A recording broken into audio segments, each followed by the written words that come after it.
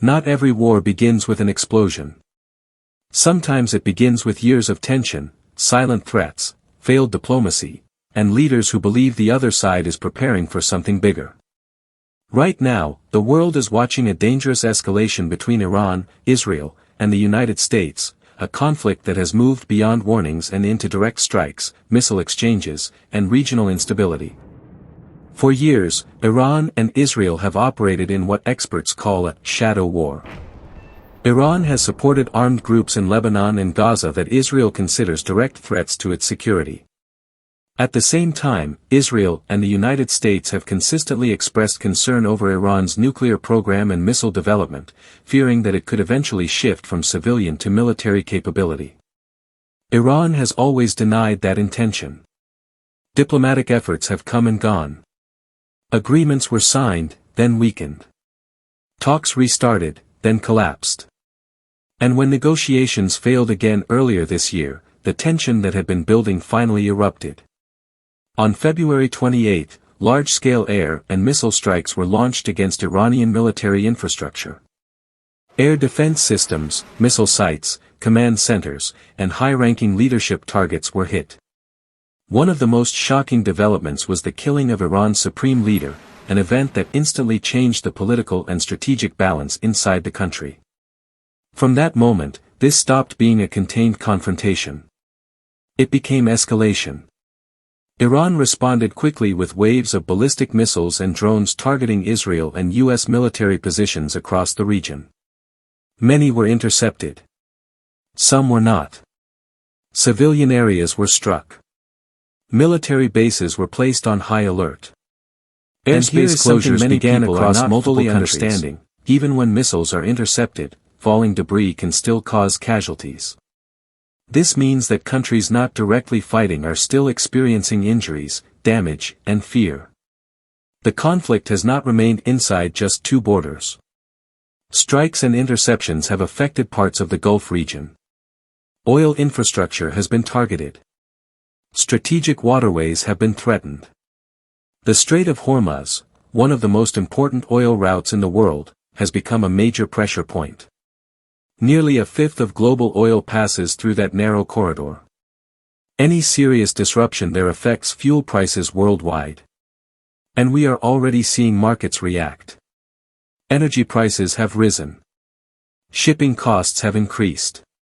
Financial markets have shown volatility. This is no longer just a military confrontation. It is economic pressure on a global scale. The human cost is growing. Civilian casualties have been reported in multiple areas. Families displaced. Cities shaken by sirens and explosions. Soldiers lost.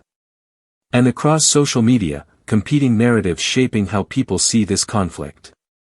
But beyond the headlines, there are deeper layers most people are missing. First, this is about deterrence. The United States and Israel argue that the strikes were preemptive, designed to weaken Iran's military capability before it could become a larger threat. Iran sees the strikes as direct aggression and an attempt to destabilize its leadership. Second, leadership change during conflict can create unpredictability. The removal of a long-standing supreme leader does not automatically weaken a nation. Sometimes it consolidates hardline positions. Power transitions during wartime are historically volatile.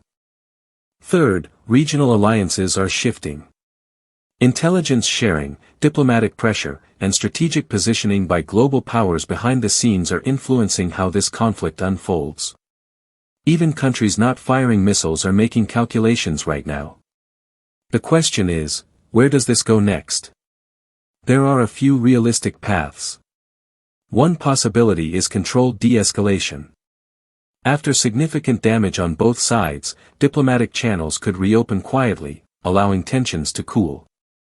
Another possibility is prolonged instability, smaller waves of strikes, economic pressure, and regional tension that lasts months rather than days. The most dangerous scenario would be wider escalation involving more actors directly, expanding the battlefield beyond its current scope. Right now, the situation remains fluid. Military operations continue. Political statements remain firm. And the global community watches carefully. So let me ask you something.